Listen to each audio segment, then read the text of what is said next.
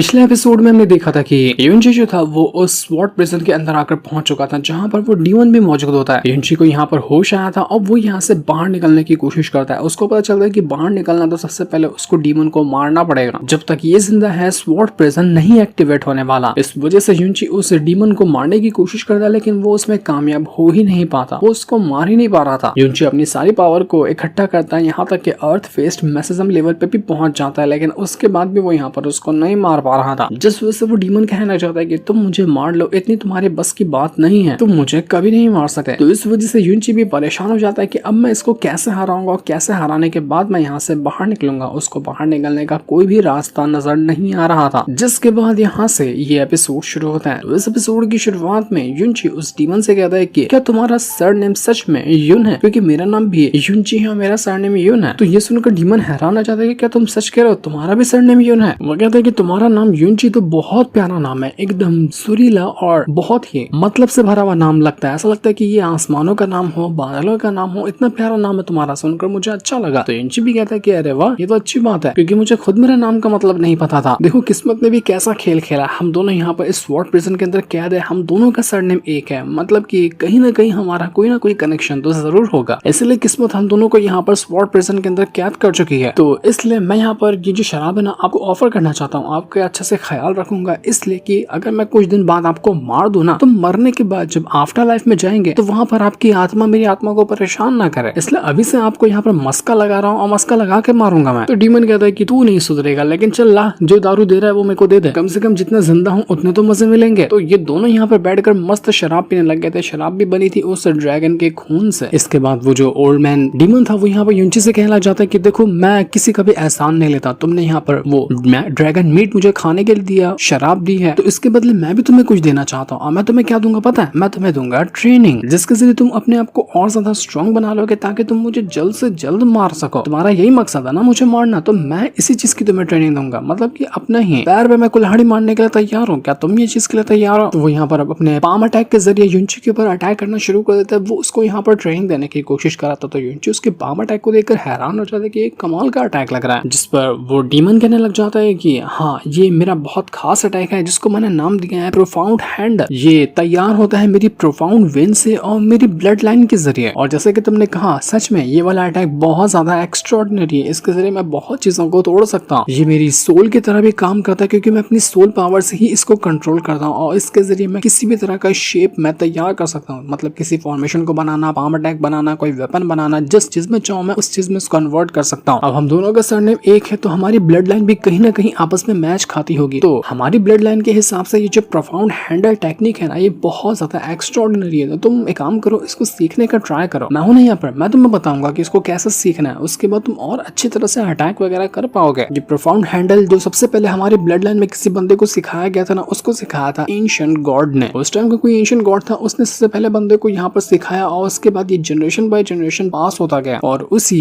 Ancient true God ने जो हमारी जनरेशन को ये पावर सिखाई है ना, उसके जरिए हमारे जनरेशन के बंदे इतना पीक तक जा सकते हैं कि वो हेवन फेस्ड मैसेजम को भी ब्रेक कर सकते हैं। उनकी मैस्टिक पावर अपने पीक पर जा सकती है, वो भी आराम से, बस थोड़ी मेहनत लगती है। तुम्हें शायद नहीं पता होगा लेकिन है एक डीमन रेल, उसके अंदर टोटल 12 टॉप की फैमिली होती है जो कि बहुत ज्यादा स्ट्रॉन्ग है। और उसमें से सबसे ज्यादा जो कमाल की फैमिली है ना वो है युन फैमिली, यानी कि जो सरनेम तुम्हारा है वो सरनेम मेरा है, वो वाली फैमिली सबसे ज्यादा एक्स्ट्राऑर्डिनरी है उन 12 के 12 फैमिली में से। तो तुम समझ ही सकते हो कि हम आखिर इतने ज्यादा स्ट्रॉन्ग कैसे हैं। दूसरी तरफ हम यहाँ पर ज़ोरो लान को देख पाते हैं, वो अपने फादर के साथ होती है जिनकी तबीयत बहुत ज्यादा खराब थी। उसके फादर कहते हैं कि लगता नहीं कि अब मैं बचने वाला हूँ, मेरा आखिरी दिन अब करीब आ चुका है। लेकिन लान अपने फादर को मरने नहीं देना चाहती थी। तब देखते देखते वहाँ पर एक बंदा आता है जो यहाँ पर आकर कहने लग गया था कि अगर तुम्हें अपने फादर को बचाना है तो उसका एक ही तरीका है। मास्टर फैन ने ये ऑफर दिया है कि अगर ज़ोरो लान उसके साथ शादी करने के लिए तैयार हो जाती है ना, तो वो बर्निंग सोल फ्लावर देंगे जिसके जरिए तुम्हारे फादर पूरी तरह से ठीक हो सकते हैं। लेकिन शर्त वही है कि इसके लिए तुम्हें मास्टर फैन के साथ शादी करनी पड़ेगी। ये बंदा असल में था ज़ोरो लान का ही भाई। तो उसके फादर कहने लग जाते कि निकम्मे कहीं कि निकल ले यहाँ से। तो आखिर इतना घटिया ऑफर तुझे यहाँ पर लाने की हिम्मत कैसे हुई? मैं कभी भी ज़ोरो लान का हाथ उस मास्टर फैन के हाथों में नहीं देने वाला। लेकिन लान का भाई कहने लग जाते कि देखो बहन, टाइम खत्म हो रहा है, फादर को बचाना है तो यही एक तरीका है। अब सोच लो कि तुम्हें क्या करना है, तुम्हारे पास ही अपने फादर को बचाने का चांस है। पर अब लान ने फैसला क्या किया वो तो अभी हमें नहीं दिखाया जाता क्योंकि यहीं पर ये सीन कट हो जाता है।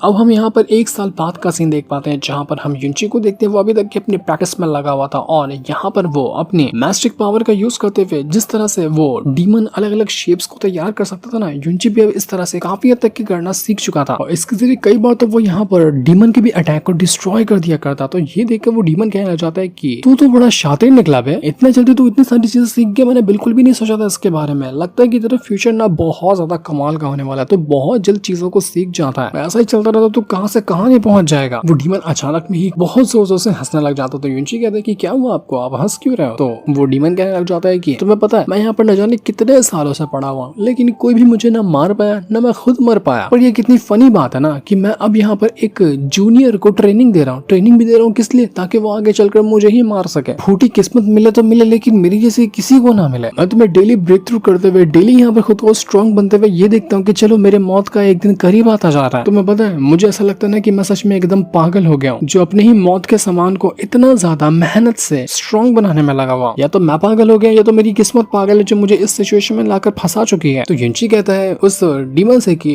डीमन आप मुझे ये बताइए कि आपकी कोई आखिरी इच्छा है क्या बाकी? मतलब होगी ना कोई इच्छा जो आपकी बाकी रह गई होगी तो मैं ट्राई कर सकता हूँ उसको पूरा करने का। तो वो डीमन कहने लग जाता है कि मेरी इच्छा छोड़, तू मुझे ये बता कि क्या तेरी फैमिली है, तेरे को पता है कि तेरे पेरेंट्स वगैरह कहाँ रहते हैं, वो कहाँ पर है? जिस पर युनची कहते हैं कि ये तो बड़ा दुख देने वाला सवाल आपने पूछ लिया, मुझे तो नहीं पता कि मेरे असल वाले पेरेंट्स कहाँ पर है। मुझे मेरे ग्रैंडपा ने ही बचपन से पाला था। मेरे असल में पेरेंट्स कौन है, कहाँ रहते हैं, कहाँ से आते हैं, उनका बैकग्राउंड क्या है, मैं कुछ भी नहीं जानता। बस मेरे पास ये एक छोटा सा मिरर है जो कि शायद मेरे पेरेंट्स ने मुझे दिया होगा और बचपन से ये मेरे गले में लॉकेट की तरह लगा हुआ है। तो देखते साथ ही वो जो डीमन था पगला जाता है कि ये कैसे पॉसिबल है, तुम्हारे पास ये मिरर आया तो आया कैसे, बताओ मेरे को वो मिरर बताओ मुझे, मैं जानना चाहता हूँ कि तुम्हारे पास ये कैसे है। तो युनची कहता है कि अरे क्या हो गया आपको, मैं बचपन से ये देख रहा हूँ, मेरे गले में टंगा हुआ है, जब से मैं पैदा हुआ, जब से मेरे को अकल आई है ना तब से ये मैं अपने पास ही देख पा रहा हूँ। मुझे तो पता भी नहीं था कि ये मिरर है, ये तो अचानक में ही एक्टिवेट हो गया था, तब जाके मुझे इसकी सच्चाई पता चले। तो वो डीमन हैरान रह जाता है कि क्या तुम्हारे पेरेंट्स ने ये तुम्हें दिया है, ये कैसे हो सकता है? देखो तुम मेरे साथ मजाक तो नहीं कर रहे हो ना, तुम सच कह रहे हो कि तुम्हारे पेरेंट्स ने तुम्हें दिया है? तो युनची कहता है कि हाँ मैं सच कह रहा हूँ, मैं क्यों मजाक करूंगा आपके साथ, क्योंकि यही तो एक क्लू है मेरे पास जिसके जरिए मैं अपने असली पेरेंट्स तक के मिल सकता हूँ। अगर ये मेरे पास नहीं होगा तो मैं अपने असली पेरेंट्स को कभी नहीं देख पाऊंगा। तो वो डीमन कहता है कि जरा तुम मुझे अपना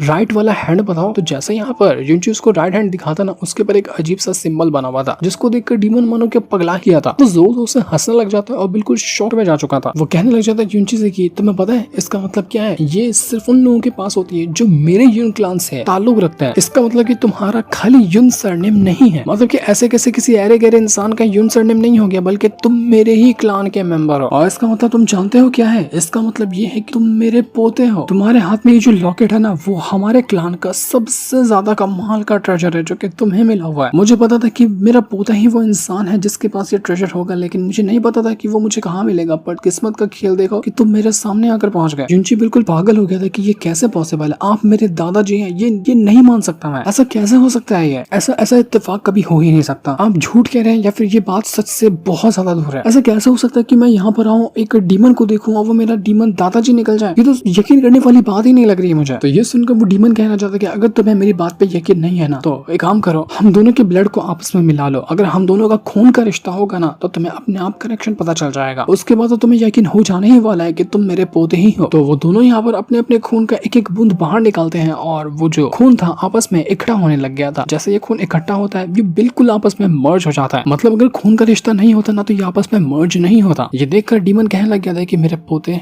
मैंने तुम्हें पहली बार देख लिया, मेरा खुद का सगा पोता ये कैसे मेरे सामने खड़ा है, मैं खुद यकीन नहीं कर पा रहा हूँ इस बात को। युनची भी अब जब यकीन कर चुका था ना वो हैरान रह जाता है। वो कहने लग जाता है कि आप सच में मेरे दादाजी हैं। आपको पता है मैं आपको कितना ढूंढा हूँ लेकिन आप मुझे नहीं मिले, पर कभी इस तरह से मिल जाएंगे इसके बारे में मैंने बिल्कुल नहीं सोचा था। मैं यकीन ही नहीं कर सकता कि ये चीज कैसे हो गई। वो दोनों एक दूसरे को गले लगाकर खूब यहाँ पर रोते हैं कि आखिरकार हमारी मुलाकात हो गई। जब से एक दूसरे की किस्मत को कोस रहे थे लेकिन आज वो यहाँ पर किस्मत का ही शुक्रिया कर रहे थे कि इसी किस्मत ने हम दोनों को एक बार फिर से मिला दिया। वो जो डीमन था वो शुक्रिया करने लग जाता है अपनी किस्मत का कि तुम्हारा बहुत बहुत शुक्रिया, तुमने ना सिर्फ यहाँ पर मुझे मेरे पोते से मिलाया बल्कि उसको मेरे सामने लाकर खड़ा कर दिया। जो मेरे साथ है इससे बढ़कर खुशी की बात मेरे लिए कभी जिंदगी में शायद कोई भी नहीं थी। डीमन यहाँ पर युनची को बताने लग जाता है कि जिस इंसान ने तुम्हें अडॉप्ट किया था, बचपन से पालकर बड़ा किया ना, शियाओ फैमिली ने, वो फैमिली बहुत ज्यादा अच्छी थी, उसके बहुत सारे एहसान है तुम्हारे पर, तो उनको तुम कभी मत भूलना। शियाओ फैमिली के किंग ने अपने बेटे की जान गंवा दी थी लेकिन उन्होंने तुम्हें अडॉप्ट बचाव किया, तुम्हें पालकर बड़ा किया था, इसलिए तुम्हारा सरनेम शियाओची हुआ करता था। लेकिन जब तुमने सच्चाई जानी तो तुम्हें समझ में आया होगा कि तुम शियाओची नहीं बल्कि युनची हो, और जिसको तुम अपने दादाजी अपने पेरेंट्स समझ रहे थे वो तुम्हारे अपने नहीं है। लेकिन जो भी शियाओ फैमिली ने तुम्हारे लिए किया है ना, उसको तुम कभी मत भूलना। जिसने तुम्हारे उस सौतेले फादर को और उनकी फैमिली को मारा है ना, तुम्हें उनसे भी बदला लेना है। तो युनजी कहते हैं कि जैसा आपने कहा मैं बिल्कुल वैसा करूंगा, लेकिन आप क्या मुझे और भी डिटेल में बता सकते हैं मेरे असली फादर के बारे में? तो डीमन उसको सारी बात बताना शुरू करता है कि ये बहुत टाइम पहले की बात है, जब मेरा सिर्फ एक बेटा हुआ करता था, मेरे पास एक ही बेटा था, यानी कि तुम्हारे असली वाले फादर जिनका नाम था युन किंगलोंग, और तुम्हारी माँ का नाम था मू यूरू। तुम्हारी माँ थी मू फैमिली क्या जो लीडर है ना, उनकी बेटी। उनकी फैमिली भी वो जो टॉप की 12 फैमिली के बारे में मैंने तुम्हें बताया था ना, डीमन क्लान की, उनमें से एक आती थी। लेकिन शादी से एक रात पहले ही तुम्हारी माँ ने मुझे बुलाया और ये जो मिरर है, रीइंकार्नेशन मिरर, वो मेरे हाथों में थमा दिया, ये कहते हुए कि डीमन क्लान का सबसे कमाल का ट्रेजर है ये। तो मैं क्या कह रही हूँ कि तुम्हें इसको संभाल कर रखना, बहुत अच्छे से इसको संभालना और इसको लौटा देना मेरे हस्बैंड या फिर मेरे भाई तक के, क्योंकि यही रीइंकार्नेशन मिरर की वजह से हमारे दुश्मन जो है ना, वो हमारे ऊपर कई बार अटैक करने का ट्राई कर चुके हैं, क्योंकि उनको यही रीइंकार्नेशन मिरर चाहिए। लेकिन हम दुश्मनों के हाथों में ये लगने नहीं दे सकते। मेरे हस्बैंड के पीछे तो अभी दुश्मन पड़े हैं, लेकिन मेरे फादर और मेरे भाई के पीछे तो बहुत टाइम से वो दुश्मन पड़े हुए हैं, ताकि वो किसी भी तरह से ये रीइंकार्नेशन मिरर हासिल कर सके। इस वजह से मेरे फादर और मेरा भाई दोनों तो लापता है, कोई नहीं जानता कि आखिर वो लोग कहाँ चले गए। तो इसलिए मैं आपको ये रीइंकार्नेशन मिरर दे रही हूँ, इसको संभालना और किसी भी तरह से कोशिश करना है कि मेरे फादर और मेरे भाई को आप ढूंढ सको। तो जब मैं ये रीइंकार्नेशन मिरर लेकर निकल रहा था ना, तो उस टाइम वापस से वो दुश्मन मेरे पीछे पड़ गए। उनको किसी भी तरह से ये मिरर चाहिए था। डीमन एम्पायर ने पूरी फुल कोशिश की ताकि किसी भी तरह से वो मिरर मुझसे हासिल कर सके, लेकिन उससे पहले मैंने यहाँ पर तुम्हारे फादर को ये रीइंकार्नेशन मिरर दे दिया था ताकि वो उसको संभाल सके। और यही वो टाइम था जब डीमन एम्पायर ने मुझे ट्रैप कर दिया इस स्वॉर्ड प्रिजन के अंदर। इसी मिरर को बचाते हुए मैं यहाँ इस स्वॉर्ड प्रिजन के अंदर कैद हूँ और करीब मुझे 100 साल हो गए यहाँ पर कैद हुए। जब से मैं यहाँ पर कैद हुआ तब से तुम्हारे पेरेंट्स ने बहुत ज्यादा कोशिश की मुझे प्रोटेक्ट करने की, मुझे यहाँ से बाहर निकालने की, लेकिन कभी भी वो मुझे बाहर नहीं निकाल पाए। उनको हमेशा से यही चीज का अफसोस था कि यहाँ पर मैं इतनी बुरी तरह से फंस गया जहाँ ना मुझे मौत मिलती है ना मुझे जिंदगी मिलती है। लेकिन किस्मत का भी खेल देखो कि तुम खुद यहाँ पर मुझसे मिलने के लिए आकर पहुंच गए। तो युनची ये सारी बात सुनकर बिल्कुल हैरान रह चुका, तो वो कहने लग जाता है कि इसका मतलब ये है कि मेरे फादर और माँ दोनों जिंदा है, जो मेरे असली वाले पेरेंट्स है वो भी तक जिंदा होंगे, लेकिन मुझे समझ नहीं आ रहा कि वो कहाँ होंगे, किस हालत में होंगे, कहीं डीमन एम्पायर उनको नुकसान ना पहुंचा दिया हो। वो डीमन कहना चाहता है कि तुम्हें पता है वो मास्टर जो कुछ टाइम पहले यहाँ पर फॉर्मेशन को ज्यादा मजबूत करने के लिए आया था, उसने कहा क्या कहा था कि मेरे बेटे को,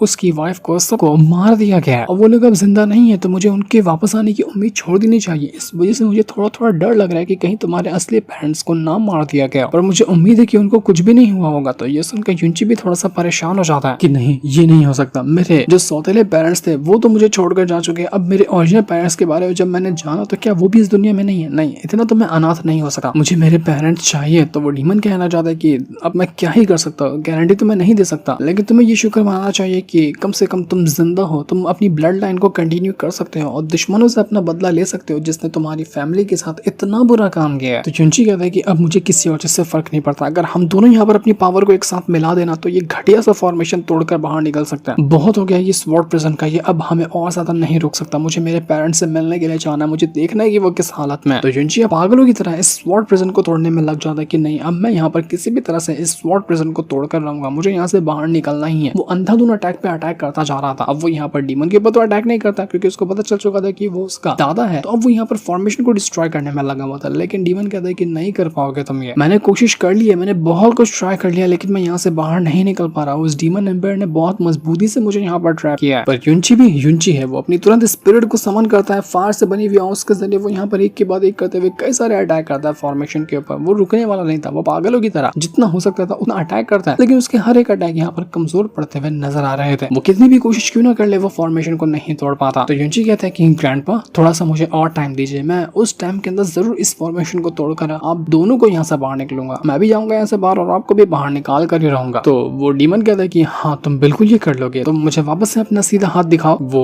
हाथ देख कर कहना चाहता है डीमन की तुम्हारी जो मैस्टिक पावर है ना अभी भी उतनी ज्यादा स्ट्रॉन्ग नहीं है, तुम अभी भी कमजोर हो। मैं सोच रहा हूँ कि काश कुछ ऐसा कर पाता कि मैं अपनी सारी पावर तुम्हें दे देता, लेकिन मैं ये नहीं कर सकता क्योंकि तुम्हारा शरीर इसको हैंडल नहीं कर पाएगा, ना मैं अपनी पावर को भी निकाल सकता। तो अभी मैं सिर्फ तुम्हारे लिए ये कर सकता कि तुम्हारा जो प्रोफाउंड हैंडल है ना उसको एकदम पीक पर पहुंचा सको। यही वो चीज है जो तुम्हारी हेल्प कर सकती है इस फॉर्मेशन को ब्रेक करने में, जब तक तुम इसको अच्छी तरह से समझ नहीं लेते। तो अब यहाँ पर वो जो डीमन था वो यहाँ पर युनची की जो प्रोफाउंड हैंडल यानी कि उसकी मैस्टिक पावर से बनी हुई जो प्रोफाउंड हैंडल होती है उसको और ज्यादा स्ट्रॉन्ग बनाने में लगा हुआ था, जिस वजह से युनची को इतनी ज्यादा तकलीफ होती कि वो तकलीफ बर्दाश्त ही नहीं कर पाता। वो पागल होता जा रहा था तकलीफ से, क्योंकि अभी तक युनची ने थोड़ा थोड़ा उसको एक्टिवेट करना सीखा था, लेकिन उसको अवे करना इतना ज्यादा मुश्किल होता है कि अच्छे इंसान की जान चली जाए। वो डीमन कहना चाहते कि ये जो प्रोफाउंड हैंडल होता है ना वो कई सारे अलग अलग कलर्स में होता है, red, orange, yellow, green, blue, purple और गोल्ड। हमारे क्लान के अंदर जितने भी बंदे हैं वो 2 या 3 कलर के प्रोफाउंड हैंडल को एक्टिवेट कर पाते हैं, लेकिन हर कलर का कोई भी आज तक एक्टिवेट नहीं कर पाया। जितने भी कलर है ना वो अलग अलग रैंक को बताता है। मतलब जो ग्रीन रैंक होता है कलर वाला वो सबसे ज्यादा जीनियस वाला होता है। मतलब अगर तुमने अपने ग्रीन प्रोफाउंड हैंडल को एक्टिवेट कर लिया ना, मतलब कि तुम एक जीनियस कल्टिवेटर बन चुके हो। तो अब तुम्हारा देखना है कि तुम्हारी जो प्रोफाउंड हैंडल एक्टिवेट होती है वो किस कलर की होती है। तो जैसे यहाँ पर युनची की प्रोफाउंड हैंडल एक्टिवेट हुई थी, ये देखकर युनची और वो डीमन दोनों परेशान हो जाते हैं, क्योंकि ये सिर्फ रेड था जो कि सबसे स्टार्टिंग का लेवल होता है। तो वो डीमन कहता है कि यार तुम्हारी प्रोफाउंड हैंडल इतनी कमजोर क्यों है। तो युनची कहता है कि ग्रैंडपा आपको फिक्र करने की जरूरत नहीं है, चाहे मुझे हेवन कुछ ऐसे दे या ना दे, लेकिन मैं सब कुछ को खुद के दम पर हासिल करने की ताकत रखता हूँ। मैं खुद से इंक्रीज कर लूंगा इस प्रोफाउंड हैंडल की पावर को। तो यहाँ पर वो डीमन कहता है कि बिल्कुल सही कहा तुमने, आखिर तुम पोते हो किसके, मेरे पोते हो ना, तो मेरा पोता थोड़ी ना कमजोर हो सकता है। वैसे भी तुम्हारे पास फिनिक्स गॉड की ब्लड लाइन की पावर है और तुम्हारे पास प्रोफाउंड हैंडल इतना स्ट्रॉन्ग ना भी हुआ तो भी फर्क नहीं पड़ता। तुम्हारी फिनिक्स गॉड की ब्लड लाइन इतनी कमाल की होगी कि कोई तुम्हारे सामने नहीं टिक सका। वो डीमन यहाँ पर किसी खास तरह की पावर को बाहर निकालता है और बाहर निकालने के बाद युनची के कान में कुछ कहता है, पर वो युनची के कान में क्या कहता है ये तो अभी हमें नहीं बताया जाता। डीमन यहाँ पर युनची से कहना चाहते हैं कि जो मैंने अभी तुम्हारे कान में बताया ना यही सीक्रेट है पूरे के पूरे उस डीमन रैल्म का। ऐसे सीक्रेट के ऊपर पूरा का पूरा डीमन रैल्म टिका हुआ है कि आखिर किस तरह से उसका फ्यूचर हो सकता है। तो तुम समझ रहे हो ना कि कितनी बड़ी जिम्मेदारी मैंने तुम्हें दी है, तुम्हें उसको अच्छे से हैंडल करना है। ये सीक्रेट सिर्फ और सिर्फ हमारे युन फैमिली के जो खास मेंबर होते हैं उनको पता होता है। मुझे पता था तो अब मैंने यहाँ पर ये सीक्रेट तुम्हें बताया, तो इसको संभाल कर रखना अच्छे से। हम दोनों के अलावा तीसरा कोई भी इंसान ऐसा नहीं होना चाहिए जिसको तुम जाकर ये सीक्रेट बताओगे। सच कह रहे हो ना, नहीं बताओगे ना किसी को ये, क्योंकि अगर तुमने ये सीक्रेट बताया तो हमारे ऊपर बहुत बड़ी मुसीबत आएगी और तुम अपने दुश्मनों को और ज्यादा बढ़ा लोगे। तो युनची कहते हैं कि बिल्कुल जैसा आपने मुझे भरोसा किया मैं वैसा ही करूंगा, मैं किसी को इसके बारे में कुछ भी नहीं बताऊंगा। तो ये सुनने के बाद वो डीमन कहना चाहता है कि चलो ठीक है, तो मेरी बात समझ तो गए, लेकिन अब मैं बहुत ज्यादा थक चुका हूँ, न जाने क्यों लेकिन मुझे अब बहुत थकान हो रही है। तो जब तक मैं यहाँ पर आराम करूँ तब तक जो तुम्हारी न्यू प्रोफाउंड हैंडल रेड वाली एक्टिवेट हुई है ना उसको समझने की कोशिश करो, देखो कि वो किस तरह से तुम्हारे काम आती है, प्रैक्टिस करने का ट्राई करो जिससे तुम्हें फायदा मिलेगा। तो युनची कहते हैं कि ठीक है ग्रैंडपा, जैसा आपने कहा मैं वैसा ही करूंगा, आप आराम कीजिए तब तक के। तो जैसे यहाँ से युनची आगे बढ़ता है ना, हम देख पाते हैं कि वो जो डीमन है कुछ तो गड़बड़ करने की कोशिश कर रहा है। ऐसा लग रहा था कि वो अपनी जान देने की कोशिश कर रहा है कि अगर वो मर जाता है ना तो युनची यहाँ से बाहर निकल सकता है, उसके अलावा दूसरा कोई रास्ता ही नहीं है कि युनची यहाँ से बाहर निकल सके, वरना 20 साल उसको इंतजार करना पड़ेगा यहाँ पर। तो जैसे युनची आगे बढ़ा था उसको पता चल जाता है कि कुछ तो यहाँ पर गड़बड़ है। वो जैसे अपने ग्रैंडपा को देखता है, ग्रैंडपा को देखकर कहना चाहता है कि ग्रैंडपा आपको क्या हुआ, ये फॉर्मेशन अपने आप खत्म क्यों हो रहा है, ये फॉर्मेशन क्यों ओपन हो रहा है। वो भाग कर जाता है अपने ग्रैंडपा को प्रोटेक्ट करने के लिए, अपने ग्रैंडपा को बचाने के लिए कि ग्रैंडपा आप ठीक तो है ना, आपको कुछ भी नहीं हो सकता। लेकिन उसने बहुत देर कर दी थी, क्योंकि यहाँ पर उसके ग्रैंडपा ने खुद की पावर का यूज करते हुए अपनी जान देने की कोशिश की थी और धीरे धीरे करते हुए वो मर रहे थे। ऐसा कोई चांस नहीं लग रहा था कि अब उनको यहाँ पर बचाया जा सकता है। उनकी हालत पूरी तरह से खराब हो रही थी और जैसे जैसे उनके अंदर से उनकी जान निकल रही थी ना वैसे वैसे ये फॉर्मेशन एक्टिवेट होने लग जाता है। युनची यकीन ही नहीं कर पाता, वो कहता है कि ग्रैंडपा नहीं नहीं ये नहीं हो सकता, आप मुझे छोड़कर नहीं जा सकते, अभी तो हमारी मुलाकात हुई थी और अभी आप मुझे छोड़कर जा रहे हैं, नहीं ऐसा मैं होने नहीं दूंगा। वो यहाँ पर एकदम ज्यादा परेशान हो चुका था, लेकिन तब तक कि बहुत देर हो जाती है। वो भागकर अपने ग्रैंडपा की तरफ जाने लग जाता है और यहाँ पर अपने ग्रैंडपा के कहे हुए बातों को वो याद करने लग गया था कि किस तरह से उसने अपने ग्रैंडपा का यहाँ पर ख्याल रखा, कितना टाइम वो दोनों ने एक दूसरे के साथ रहते हुए यहाँ पर गुजारे। वो अपने ग्रैंडपा को बस याद कर रहा था। उस टाइम तो उसको नहीं पता था कि उसके सच में ग्रैंडपा है, लेकिन जब उसको पता चला तो वो ज्यादा टाइम तक के अपने ग्रैंडपा के साथ नहीं रह पाया। इससे पहले तो उसके सामने एक डीमन की नजरों की तरह थे, लेकिन जब असली रिश्ता पता चला तो उसी टाइम अब यहाँ पर उसके ग्रैंडपा ने अपनी जान दे दी। वो सारे लम्हों को याद करके युनची बहुत रोता है, एकदम वो उदास हो चुका था। वो कहता है कि नहीं ग्रैंडपा आप मुझे छोड़कर क्यों चले गए, सब कुछ तो मेरा जा ही चुका था, मैं ना अपने पेरेंट्स के बारे में जान पा रहा हूँ ना किसी और के बारे में जान पा रहा हूँ, बड़ी मुश्किल से आपके बारे में जान पाया था और आप भी मुझे छोड़कर चले गए। नहीं आप नहीं जा सकते, आपको उठना होगा। लेकिन उसके ग्रैंडपा अब कुछ बोल नहीं रहे थे, लग रहा था कि उनकी जान जा चुकी है। उन्होंने युनची को बाहर निकालने के लिए, यहाँ से बचाने के लिए उन्होंने अपने आप को मार दिया। जैस्मिन यहाँ पर युनची से कहने लग जाती कि युनची तुम कुछ नहीं कर सकते, वो मर चुके हैं और मरने के बाद ये फॉर्मेशन ओपन हो चुका है, ये फॉर्मेशन खुल गया है, अब तुम यहाँ से बाहर निकल सकते हो। इन्होंने अपने दिल को ही मार लिया सिर्फ तुम्हें यहाँ से बाहर निकालने के लिए। युनची इस चीज पे यकीन ही नहीं कर पाता कि नहीं नहीं, मुझे कहीं नहीं जाना, मुझे बाहर जाना था तो आपके साथ जाना था, आपके बगैर मुझे यहाँ से बाहर नहीं जाना था। आपने मुझे सब कुछ बता दिया, लेकिन बताने के बाद अपनी जान क्यों दी आपने? जी करके आपने बिल्कुल भी अच्छा नहीं किया, आपने मुझे बिल्कुल पूरी तरह से तोड़ कर रख दिया। मैं अपने ग्रैंडपा के साथ इतना साल यहाँ पर रहा, लेकिन कभी उनको पहचान नहीं पाया। कितना कितना बेवकूफ, कितना बदकिस्मत इंसान हूँ मैं जैसा बस कितना इंसान शायद ही कोई इस दुनिया में होगा जिसको जब पता चला कि उसके सामने उसके ग्रैंडपा मौजूद है तो वो एक दिन भी ढंग से उनके साथ नहीं रह पाया। युनची खूब रोता है, खूब वहां पर रोता है, उसको रोने से बर्दाश्त ही नहीं हो रहा था। वो जैस्मिन से भी कहने लग जाते कि जैस्मिन देख रही हो ना, कितनी बेकार किस्मत है मेरी कि जब भी किसी अपने से मिलता हूँ वो मेरा अपना मुझे छोड़कर उसी टाइम चला जाता है। ऐसा क्यों होता है मेरे साथ? मैंने क्या बिगाड़ा है किसी का? युनची बहुत ज्यादा रोता है, बिल्कुल इमोशनल कर देने वाला ये सीन था। इतनी मेहनत से युनची अपने पेरेंट्स को ढूंढ रहा है, जब उसके ग्रैंडपा उसको मिले तो वो भी उसके साथ ज्यादा टाइम तक के नहीं रह पाया। वो कहता है कि ग्रैंडपा आपने मुझ पर भरोसा किया था ना, मैं आपके भरोसे के ऊपर खरा उतरूंगा, हर वो चीज करके दिखाऊंगा जो करने का आपने मेरे लिए सपना देखा था। तो क्या आप युनची जैसा उसके ग्रैंडपा ने कहा था सब चीज का वो काम कर पाएगा या नहीं कर पाएगा? ये तो हमें नेक्स्ट एपिसोड में ही पता चलेगा, जिस सीन को दिखाते साथ ही ये वाला एपिसोड यहीं पर एंड हो जाता है। Thanks for watching.